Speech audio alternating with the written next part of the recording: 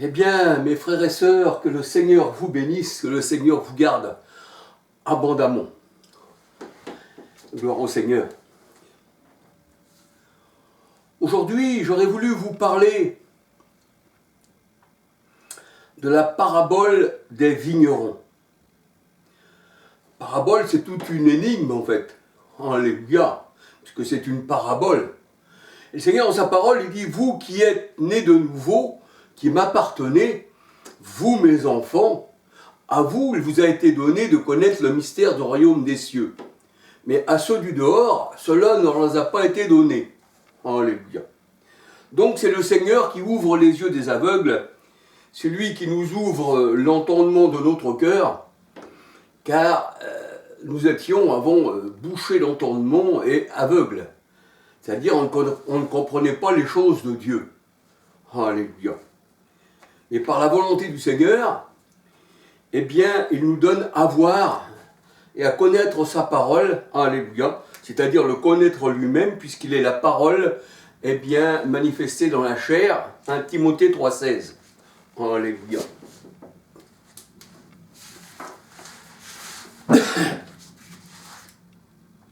On va se laisser guider par la parole de Dieu, alléluia. Alors, nous savons que dans ce monde, il y a plusieurs corps de métier. Vous avez des cordonniers, vous avez des mécaniciens, des électriciens, des docteurs, des avocats, enfin des juges, enfin tout ce que vous voulez. Mais sont-ils aptes à rendre ce qu'ils représentent? Moi, si je vous dis, Charles, là je suis un électricien, je l'ai dit de la bouche, mais est-ce que je serais capable comment on va dire, de maîtriser eh bien, ce métier? Comme le métier d'avocat, comme le métier de charpentier, enfin tout ce que vous voulez. Et il y en a que ça leur a été donné. Voyez-vous? Il y en a qui vont faire des tableaux, ils vont dessiner, des portraits, des paysages, sans même apprendre, mais on dit qu'ils sont innés, hein, ça vient d'eux, hein, ça vient de leur inspiration. Et moi, eh bien, je ne serais pas dans cette branche capable de faire, mais peut-être que dans d'autres branches, je serais capable. Tout dépend du métier. Voyez-vous, je suis un soudeur, un métallier, je fais de la ferronnerie d'art, je suis aussi conducteur d'engin et aussi mécanicien. Je connais la chose, voyez-vous. Et maintenant, il y a des charlatans aussi qui se font passer pour des électriciens, des plombiers, on voit ça des fois chez les gens, ils se font avoir. Ah ben là, ils se sont fait dévaliser, mais ils avaient qu'une étiquette en fait. Mais il ne suffit pas de porter l'étiquette pour que nous soyons, eh bien, des enfants de Dieu. Alléluia. Ce n'est pas tous ceux qui disent Seigneur, Seigneur qui seront, on va dire, dans la parole du Seigneur, qui seront sauvés. Mais seuls ceux que Dieu a choisis à l'avance, avant la fondation du monde, alléluia, ceux-ci seront sauvés. Donc ça ne vient pas de nous, mais ça vient du Seigneur, c'est lui qui choisit. On ne choisit pas. Jean 15, versets 16, 19, on ne choisit pas. Alléluia. On ne peut pas se faire passer pour ce qu'on n'est pas. Vous savez, la parole de Dieu nous dit qu'il y en a qui se font passer pour des anges de lumière. Et que Satan se déguise aussi en brebis, alors que c'est un loup. Et combien de personnes sont trompées en fait. Alors les pharisiens, c'était un peu ça. La parabole des vignerons, c'est un peu ça. Quand le Seigneur il parle qu'il va ôter la vigne, eh bien, aux vignerons infidèles, et qu'il la donnera à quelqu'un d'autre, nous voyons que ces vignerons, qui se disaient capables, qui se disaient connaître les Écritures, alors qu'ils avaient annulé les Écritures pour des commandements humains, c'est ce qui est écrit dans la parole de Dieu, dans Marc 7, les pharisiens avaient annulé tout ça. Et le Seigneur parle des vignerons, et les vignerons, dans la parole de Dieu, on voit que ce sont les pharisiens, les scribes, tous les chefs là, qui devraient s'occuper de la vigne, mais qui en fait ne se sont pas occupés de la vigne. Et la vigne, dans la parole de Dieu, nous dit, eh bien, faute à ces vignerons qui ne s'occupaient pas de la vigne du Seigneur, mais qui la vigne ne représente pas, en un sens littéral, une vigne et du raisin que l'on mange, hein, qu'on va chercher dans les champs, mais qui représente la maison d'Israël. La vigne du Seigneur, c'est la maison d'Israël. Les brebis du Seigneur, eh bien, c'est des hommes. Alléluia, puisque le Seigneur, il parle en parabole dans Ézéchiel 34, verset 31. Et dans Ésaïe, verset 5, 1 à 7, nous voyons que la maison d'Israël, eh bien, c'est le peuple de Dieu. Et que le raisin qu'il y a sur la vigne, c'est chaque personne en particulier. Alléluia. La vigne, elle doit porter du fruit. Mais le fruit qu'elle doit porter, cette vigne, ce sont des fruits qui appartiennent au Seigneur. Alléluia. Et les fruits, c'est les fruits du ventre. Vous avez les fruits de l'esprit. Alléluia. Vous avez aussi le fruit défendu. Vous avez, dans la parole de Dieu, le fruit veut dire plusieurs choses. Alléluia. Alors, on va se laisser guider, alléluia, par les Saintes Écritures. Il faut faire comme les chrétiens de Bérée qui regardaient, dans la parole de Dieu nous dit, je crois que c'est dans Acte 17, qui regardaient ce qu'on leur disait était exact. Alléluia. Faut pas être trompé, en fait, par les mauvais ouvriers, les ouvriers trompeurs, la parole de Dieu nous dit. Et nous voyons que les pharisiens, à qui la vigne avait été confiée, eh bien, ils l'avaient laissée à l'abandon. Elle était remplie de ronces, parce que le cœur de l'homme est comme un buisson d'épines. La vigne était abandonnée, en fait. Et le Seigneur dit, je prendrai soin de ma vigne, dans Ézéchiel 34, et il punira, eh bien, les faux prophètes, les vignerons. Alors, il est vrai que dans ce monde, il y a de mauvais ouvriers, de manière littérale, mais il y a aussi de mauvais ouvriers, d'une manière spirituelle, des personnes qui se déguisent en anges de lumière, mais qui sont des loups, qui détruisent eh bien, le troupeau du Seigneur, les brebis du Seigneur. Parce que l'Éternel est le berger, et il est venu lui-même prendre soin eh bien, de ses brebis. Là, il a enlevé la vigne, c'est-à-dire il a enlevé le peuple eh bien, des mains des vignerons qui représentent les pharisiens, qui représentent les scribes, qui représentent les dirigeants. Le Seigneur a dit, j'enlèverai la vigne de vos mains et je la donnerai à d'autres. Et quand le Seigneur parlait, nous allons voir qu'ils avaient bien compris là que le Seigneur parlait pour eux. Alléluia. Et la vigne, ça représente, dans la parole de Dieu, ça représente le royaume des cieux aussi.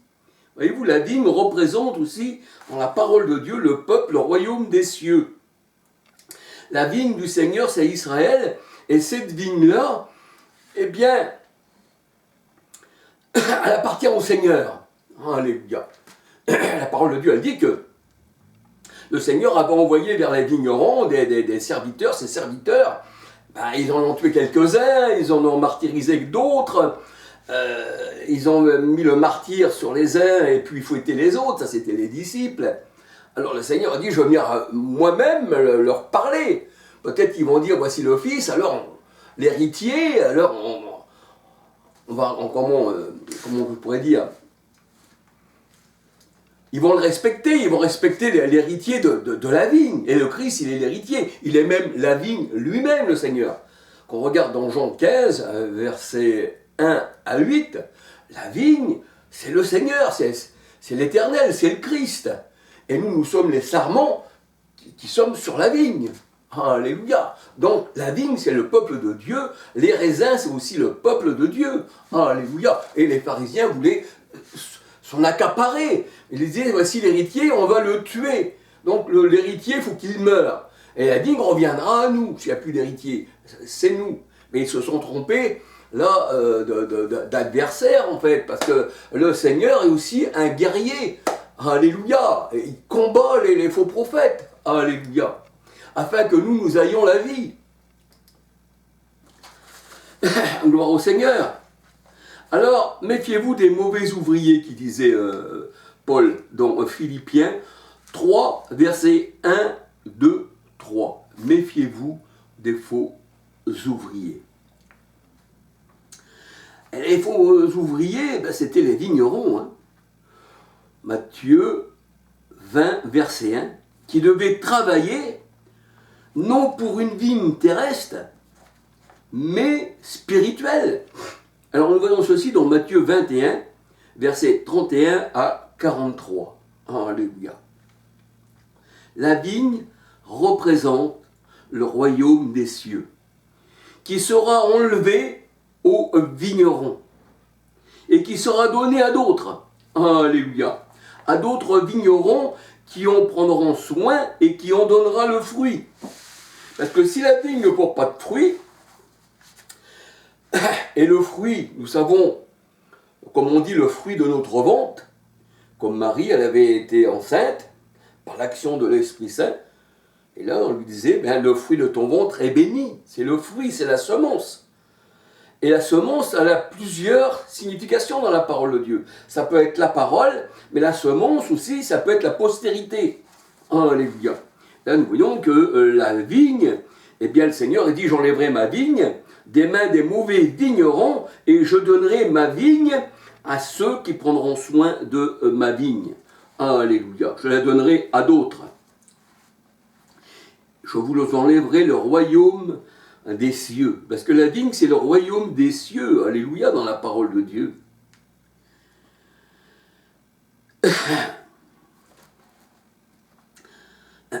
Alors, les vignerons, qui n'avaient pas pris soin de la vigne, et le Seigneur disait que ces vignerons méchants, qui voulaient tuer l'héritier, qui était le Christ,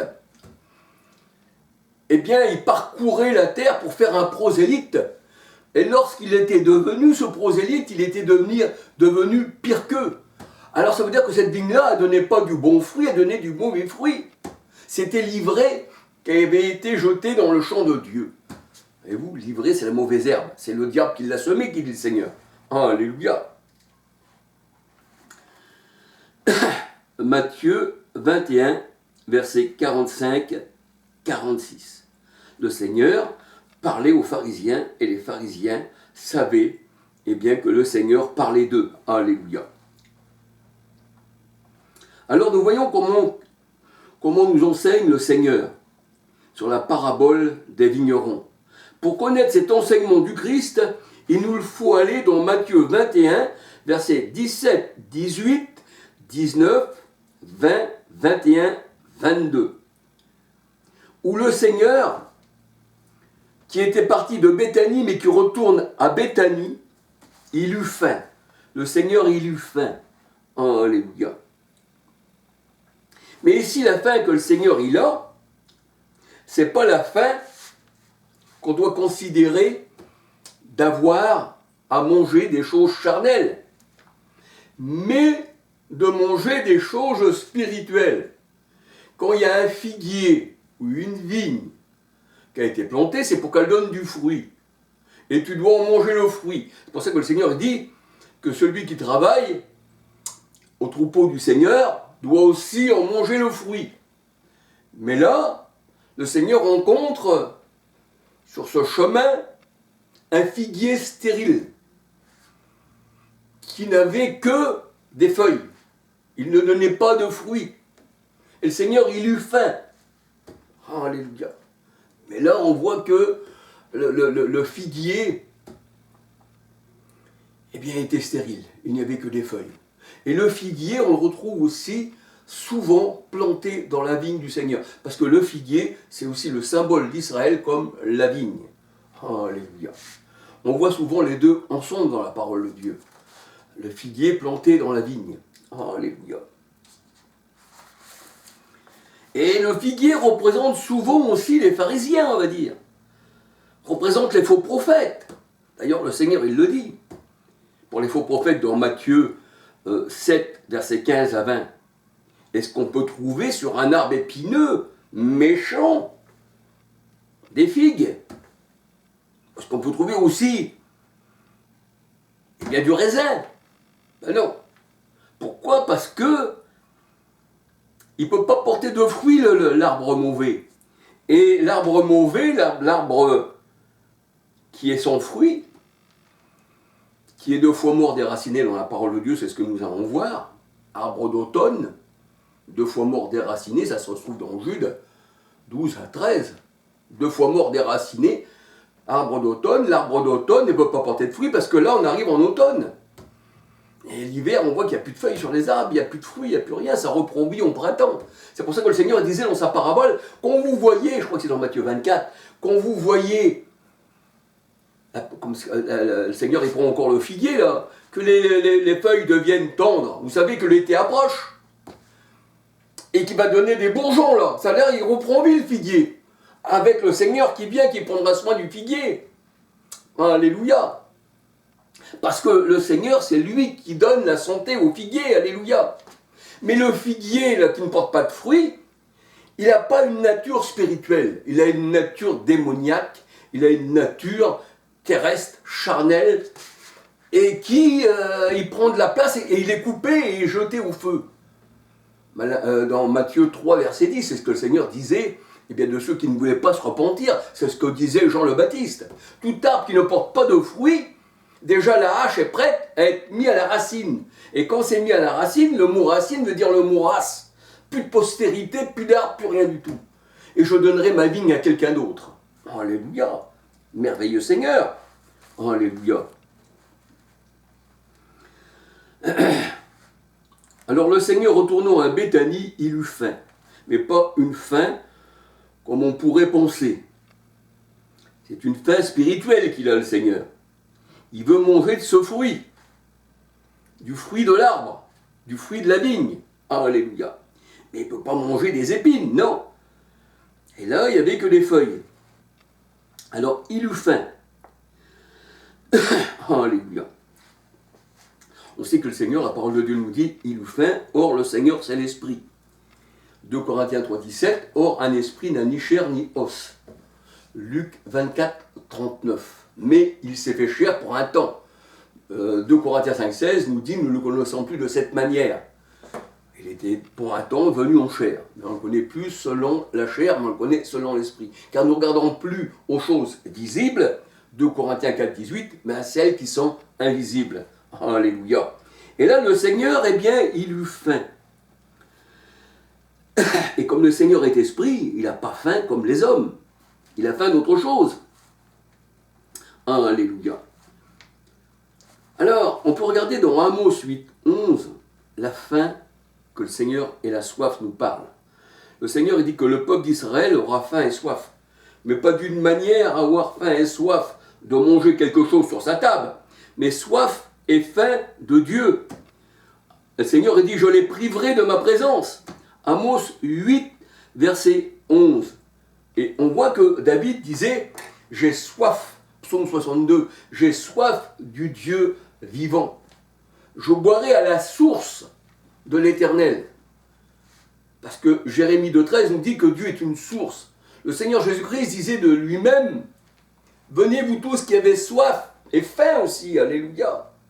Dans Jean 7, 37 à 39. Comme la Samaritaine, quiconque boira de cette eau a toujours soif. Là, c'était l'eau charnelle. Mais l'eau que je lui donnerai deviendra en elle, eh bien, la vie éternelle. Et l'eau, c'est l'Esprit Saint.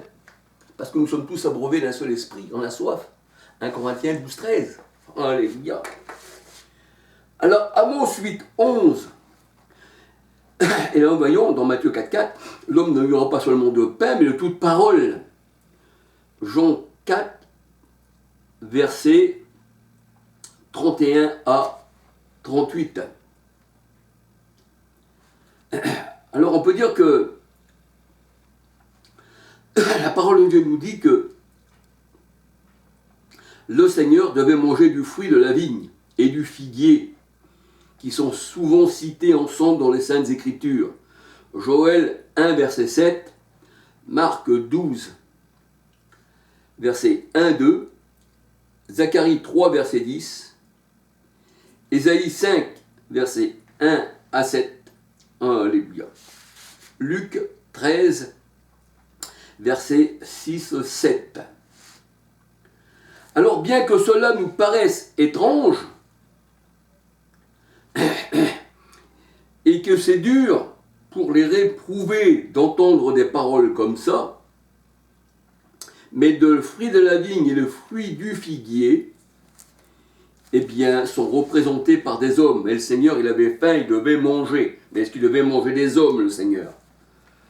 Ça, c'est encore spirituel. Alléluia. Les raisins, la parole de Dieu nous dit, sont les pères d'Israël. Les pères, les premiers d'Israël, ce sont des raisins. Ce sont les premiers fruits qui représentent le peuple, qui représentent la vigne. On voit ceci dans Osée 9, verset 10. Alors si je vous dirais, je vais prendre des raisins ou les fruits de la vigne, et qui sont les pères, et je vais les manger, vous allez trouver ça étrange. Et ça s'explique. Ça s'explique. Alléluia. Là, je ne vais pas repartir sur une autre étude, mais enfin, ça s'explique. Alléluia. Nous voyons que Pierre, quand il avait faim, dans une vision, il vit une nappe, et à l'intérieur de la nappe, il vit des animaux impurs. Mais c'était des hommes, Ecclésiaste 3,18. C'était des hommes, mais c'est considéré comme des animaux impurs, c'est l'homme animal. Et là, le Seigneur, il lui dit, tue et mange, Pierre. Et Pierre, il dit, j'ai jamais rien mis de souillé dans ma bouche, Seigneur. Mais ce que Dieu a déclaré pur, Pierre, ne le déclare pas comme impur. Et là, Pierre s'aperçoit que c'est la maison de Corneille qui était comparée à des animaux qu'on ne pouvait pas manger dans le Lévitique 17. Alléluia. Et là, on voit que le Seigneur, de ces animaux, des porcs, des reptiles, des oiseaux, de tout ce que vous voulez, les quadrupèdes, tout ce que vous voyez dans la nappe, ça représentait des hommes. Mais le Seigneur, il les a, sanctifiés. Alléluia. Donc, les fruits aussi, il y a du mauvais fruit, c'est représenté par des animaux. Et les bons fruits sont représentés aussi par des animaux, mais par des brebis. Le Seigneur, lui, c'est un animal aussi, c'est aussi un lion, il se déchaîne, le lion de la tribu de Juda, mais il est aussi un mouton, une brebis. Il peut être une brebis pour son troupeau, il peut être un berger, alléluia. Le Seigneur, il est le bon berger, il est là, il veille sur son troupeau, mais il peut être un lion rugissant aussi sur les adversaires. Alléluia, on dit le lion de la tribu de Juda. Mais il peut être aussi, comme je vous dis, un agneau que l'on peut manger. Le Christ, il est un agneau que l'on peut manger dans 6,31, Jean 6,31 à 63. Celui qui me mange vivra par moi. Alléluia. Et manger quelqu'un, dans la parole de Dieu, comme Pierre, il voyait la nappe, tu et mange, Pierre, alléluia, ça veut dire que c'est pur maintenant, tu peux manger, alléluia. Mais tu ne dois pas manger le porc. Tu ne dois pas mettre de la viande de porc dans ton vase, parce que le porc aussi, ça représente l'homme mauvais. Tu ne dois pas le manger, tu ne dois pas t'en nourrir. Mais tu dois te nourrir des choses saintes, c'est-à-dire ce que le Seigneur a rendu saint. Alléluia. Le peuple de Dieu est saint, tu peux t'en nourrir. Parce qu'il va te nourrir spirituellement. Alléluia. Tandis que le porc, lui, littéralement, il va te rapporter des choses du monde. Et tu vas mourir. Alléluia. Alors nous voyons que Pierre, il eut faim dans une vision. Un peu comme le Seigneur. Alléluia. Il eut faim, il vit un figuier, mais là, Pierre, dans la nappe, il voit des reptiles, tout ça, des quadrupèdes, tout ça, qui représentent toutes les personnes de l'Ancienne Alliance qui étaient impures, parce qu'ils avaient abandonné les commandements de Dieu, s'étaient tournés vers les Baals. Alors on voit ça dans Acte 10, versets 10 à 48. Pierre vit une nappe ou un vase, selon les traductions de la parole de Dieu, de la Bible. Un vase ou une nappe. Et il y avait plein d'animaux impurs que la loi interdisait de manger, mais que Dieu a purifiés. Acte 10, versets 11 à 15, 28, 29.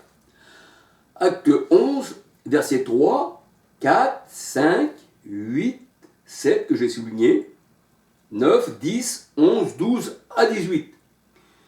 Alors les animaux, Ecclésiaste 3, verset 18. Les animaux représentaient les hommes et les femmes de l'Ancienne Alliance, qui n'avaient pas reçu la sanctification, alléluia, du Seigneur.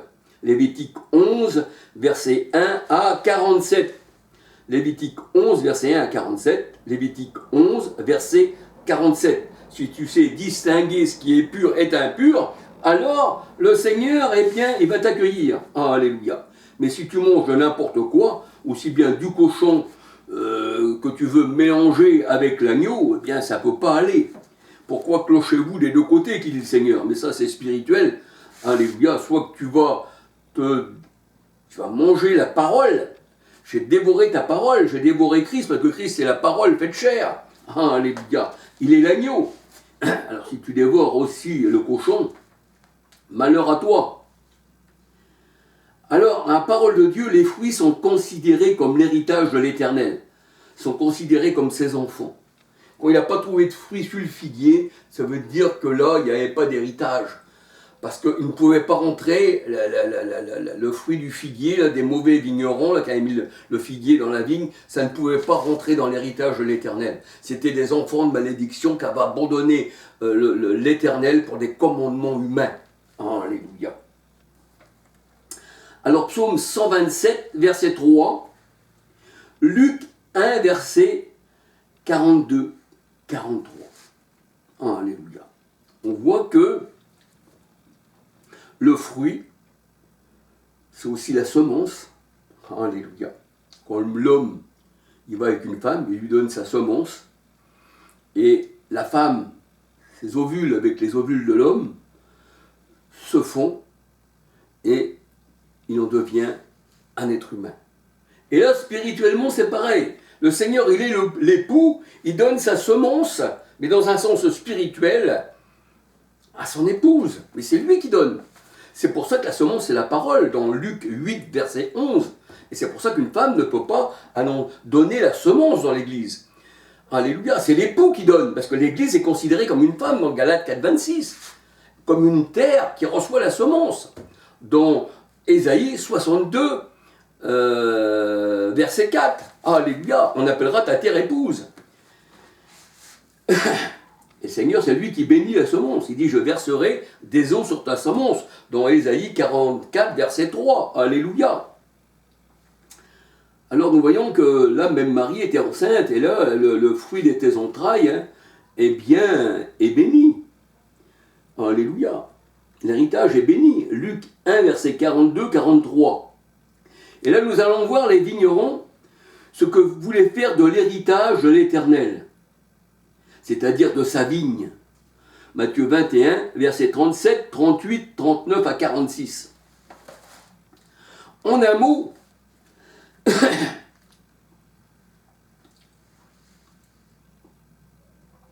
ils voulaient s'approprier, les pharisiens, eh bien, de la vigne du Seigneur et de ses enfants. Alléluia. Ou alors, de faire des enfants de malédiction. Alléluia.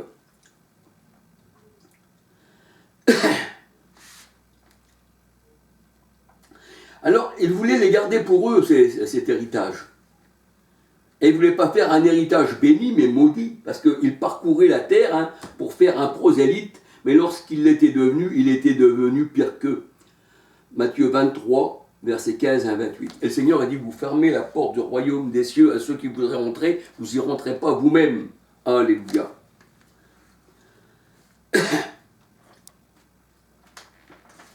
Alors nous avons vu que Yeshua, en tant qu'homme, Philippiens 2, 6, 7, il est venu comme un homme, là je parle de la chair, eh bien il a été conçu du Saint-Esprit. Alléluia.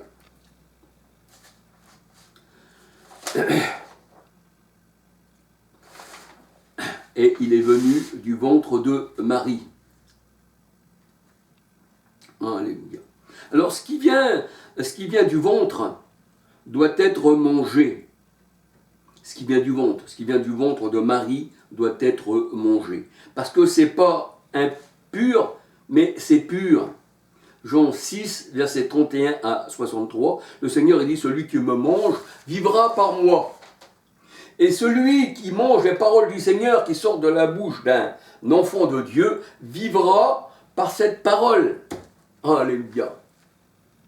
La parole de Dieu nous dit, j'ai dévoré ta parole. Donc j'ai dévoré, on va dire, l'agneau, qui est la parole faite chair. Alléluia. pas manger le porc, les faux prophètes. Deutéronome 14, verset 8. Deutéronome 14, verset 8. Alors les charnels, hein, comme on va dire les musulmans, aussi les religieux, ben, ils disent « faut pas manger de porc ». Mais le Seigneur il dit « c'est pas ce qui rentre dans la bouche qui souille l'homme ». Ensuite ça s'en va dans les lieux secrets, ça ne souille pas ta conscience. Mais c'est ce qui va dans ta conscience. Et c'est ce qui sort de ton cœur. Dans Marc 7, verset 15 à 20, c'est ce qui sort de toi qui souille l'homme. Parce que du cœur sortent les mauvaises pensées, les adultères, la fornication, les doctrines erronées. Tout ça sort du cœur de l'homme. Et l'homme se partage de cœur à cœur, parce qu'ils ont des doctrines humaines. Et c'est ce qu'on appelle la semence de l'homme. Et quand l'homme donne sa semence à l'homme, eh bien c'est un adultère pour la parole de Dieu. Dans Romains 1, verset 24, ils commettent homme avec homme des choses infâmes. Ils se partagent la semence humaine, qui représente l'homosexualité. Alléluia.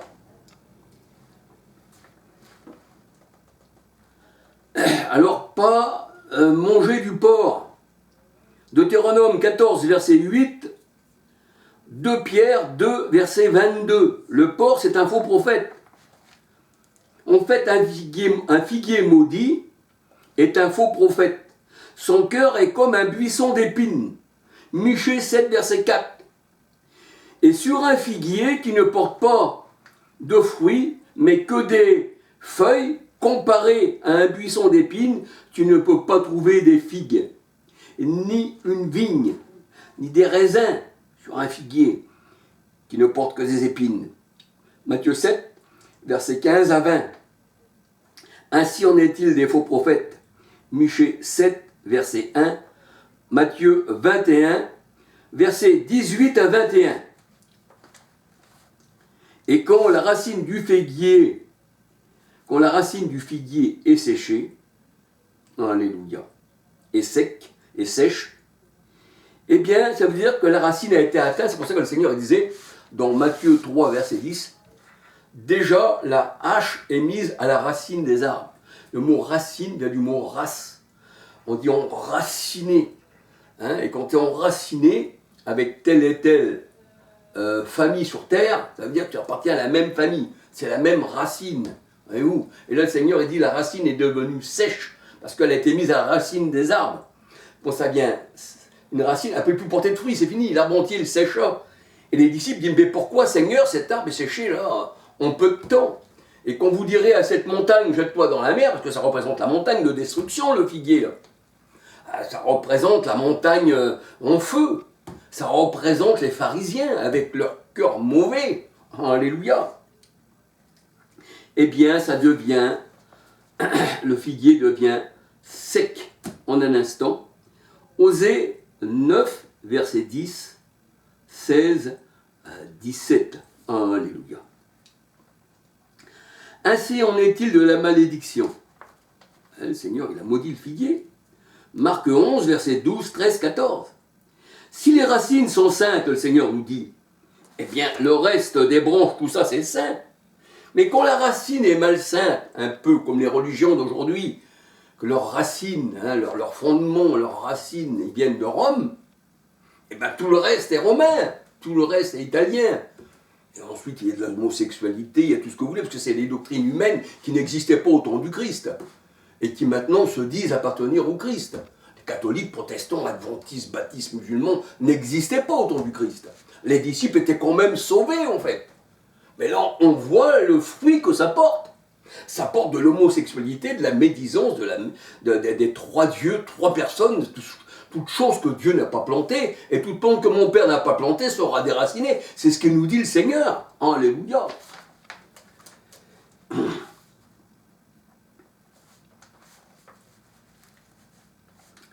Alors si les racines sont saintes, eh bien l'arbre, les branches, les feuilles, tout ça, les fruits sont saints. Romains 11, versets 16, 17, 18. Alléluia. Et la racine, c'est ça la racine. La racine, c'est le salut vient des Juifs. Dans Jean 4, 22. Il ne vient pas de Rome, il ne vient pas de n'importe où, il vient des Juifs. Jean 4, 22, Romains 3, versets 1, 2, 3. Alors on peut regarder aussi Ésaïe 2, versets 1, 2, 3. Les oracles de Dieu leur ont été confiés. Alléluia. Apocalypse 14, 18 à 20. C'est ça la malédiction pour ceux qui ne portent pas de fruits selon le Seigneur, qui se disent être des enfants de Dieu, mais en réalité c'est des enfants des ténèbres, et en plus ils ont pour père le diable et ne connaissent pas la parole de Dieu. Jean 8, 43, 44. Alléluia. Alors, ayant annulé la loi de Dieu pour leur enseignement humain, les vignerons, les pharisiens, c'est-à-dire Matthieu 21, verset 45-46, Marc 7, verset 3, 4, 5, 6 à 13, Jérémie 8, verset 1, 2, 3 à 13, eh bien, l'Éternel veut en finir avec cette race méchante et adultère, qui se croit pure, elle se croit pure. Alléluia. Et elle croit voir les choses que le Seigneur voyait. Mais le Seigneur a dit, je suis venu dans le monde, dans Jean 9, 39, pour donner la vue à ceux qui disent ne pas voir. Et c'est ce que nous étions avant, nous ne voyons pas, c'est le Seigneur qui donne la vue. Mais je suis aussi venu ôter la vue à ceux qui nous disent voir. Là, le Seigneur, il parlait des pharisiens. Alors, il disait, nous qui voyons, nous sommes donc dans les ténèbres. Mais oui, les ténèbres ne l'ont pas reçu, la lumière. Alléluia. Donc, ils sont dans la nuit. Alléluia. Le Seigneur veut en finir avec les pharisiens, avec leur enseignement humain. Alléluia. Marc 7, versets 3, 4, 5, 6 à 13. Jérémie 8, versets 1, 2, 3 à 13. Parce que le voyant, c'était le prophète dans la parole de Dieu. 1 Samuel 9, verset 9. Jean 9, 39, 40, 41. Cette race se croit pure. Elle n'a pas été lavée de ses souillures. Proverbe 30, verset 11, 12. L'eau de purification n'est pas tombée sur elle. C'est une race adultère. Ézéchiel 22, versets 24 à 31. Ézéchiel 36, versets 25, 26, 27. Alors la parole de Dieu a dit, puisque c'est ainsi, puisqu'ils ont annulé le commandement de Dieu pour leur tradition humaine, il n'y aura donc plus de raisin à la vigne. Jérémie 8, verset 13. Et plus de figues au figuier. Osée 9, verset 10. Luc 13, verset 6 à 9. Jérémie 29, verset 17, 18. Et les feuilles se flétiront.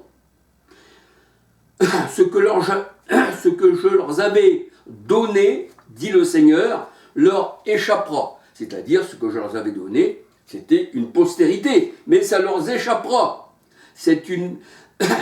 Parce que c'est une moisson spirituelle que le Seigneur va faire. Alléluia. Il va séparer les boucs des brebis. Nous voyons ça dans Matthieu 24, 31 à 46. Il sépare les boucs des brebis. Alléluia.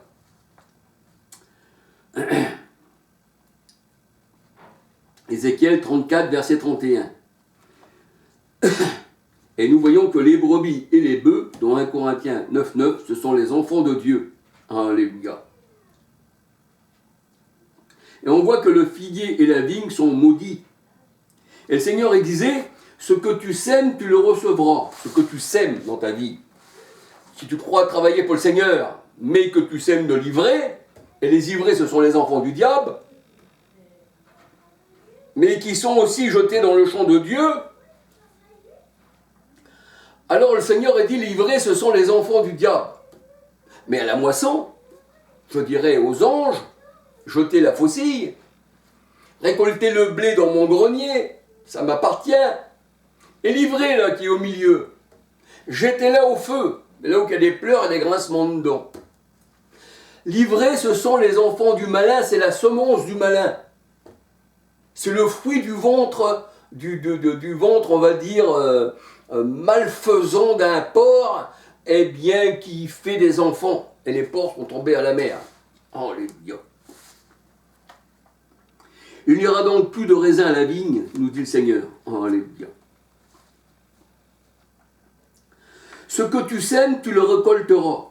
Galates 6, versets 7, 8, 9. Tu as semé l'ivraie, eh bien tu récolteras des ronces. Parce que l'ivraie, c'est les ronces aussi, c'est la mauvaise herbe. Et le Seigneur a dit, tu ne mettras pas deux semences dans ton champ. Lévitique 19, 19. Dans le champ, il n'y a à avoir qu'une seule semence. Il n'y a pas la semence de la prostituée et la semence, eh bien, du Seigneur. Alléluia. 1 Corinthiens 3, verset 9. Ézéchiel 36, verset 9, 10. Alléluia. Alors c'est pour ça que le Seigneur disait, il y a un semeur qui était sorti, mais lui c'était lui le semeur, bien sûr. Il donnait sa semence, alléluia, à toute terre. Mais quand c'était tombé dans la bonne terre, eh bien la semence donnait du fruit. Matthieu 13, verset 3, 18, 19, 22, 23, 24, 25, 26 à 30, 36, 38, 39, 40, 41, 42, 43. C'est pour ça, si tu as semé le vent, tu récolteras la tempête. Osée 8, verset 7. Tu récolteras la malédiction que tu as semée, et la malédiction est sur toi. C'est ce que nous dit la parole de Dieu. Psaume 109, verset 17. Deutéronome 28, verset 15 à 68. Jérémie 5, verset 17.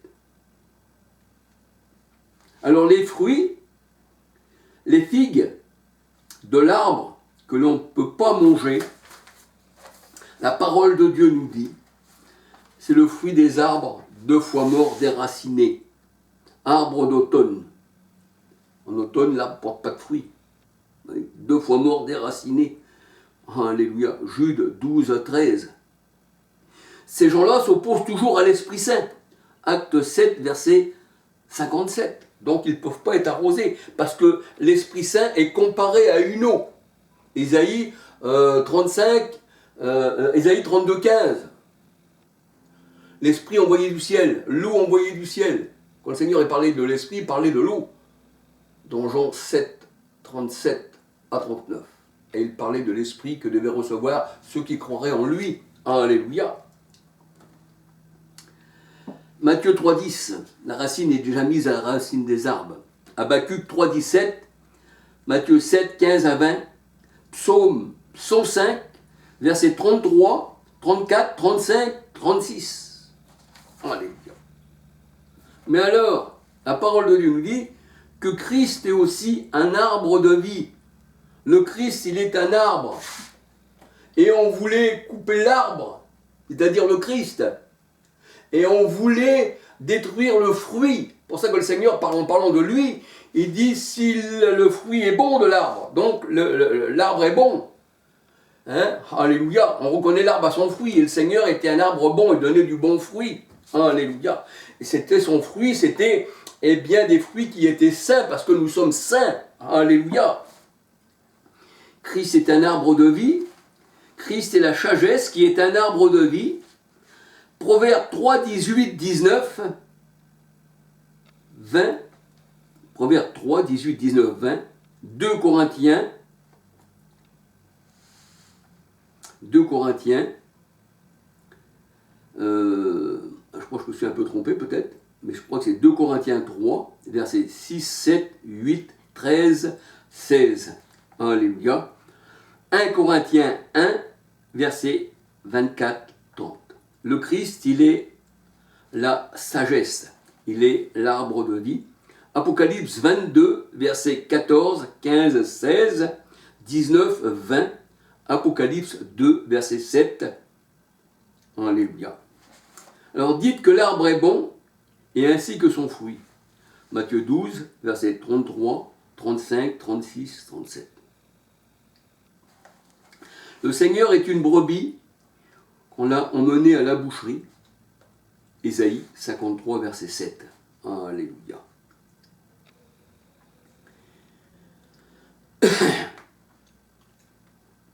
Et on voit que les pharisiens, eh bien, voulaient tuer l'héritier et saboter la vigne, en fait, le fruit, alléluia.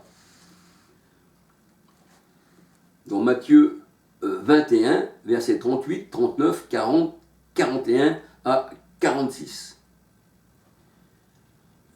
L'héritage du Seigneur, c'est les nations, faites de toutes les nations des disciples. Matthieu 28, 19, Psaume 2, verset 8, Acte 20, verset 32, et Éphésiens 5, verset 5. Alléluia. Alors les religieux, les pharisiens voulaient détruire l'arbre de vie avec son fruit, la postérité spirituelle. Jérémie 11, verset 18, Jérémie 11, verset 18, 19 à 21.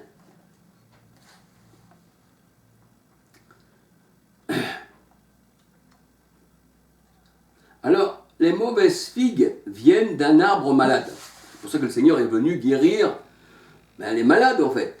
Et vous, l'arbre malade, hein, c'est l'homme. Hein. Les mauvaises figues viennent d'un arbre malade. Luc 6, versets 43, 44, 45. Matthieu 12, verset 33. Version second. Alors, Jérémie 24, verset 1 à 10. Les bonnes figues, ce sont ceux qui ont été inspirés par l'Éternel et déportés à Babylone. Alléluia. Zacharie 13, verset 9. Jérémie 29, verset 17, 18, 19. Jérémie 29, verset 20. Psaume 78, verset 71, 72. Psaume 127, verset 3. Alléluia. Jérémie 50, verset 11-12. Je vous donne des versets, frères et sœurs, comme ça vous pouvez regarder dans les Écritures pour retrouver tout ce qui fait partie de la vigne, tout ce qui fait partie de la semence du Seigneur, son héritage. Alléluia. Jérémie 50, verset 11-12. L'héritage, c'est le royaume des cieux. C'est pour ça qu'ils pensaient hériter du royaume des cieux, les pharisiens. Ils pensaient d'hériter de ces vignes. Ils pensaient d'hériter d'Israël, la céleste. Alléluia. Mais en fait,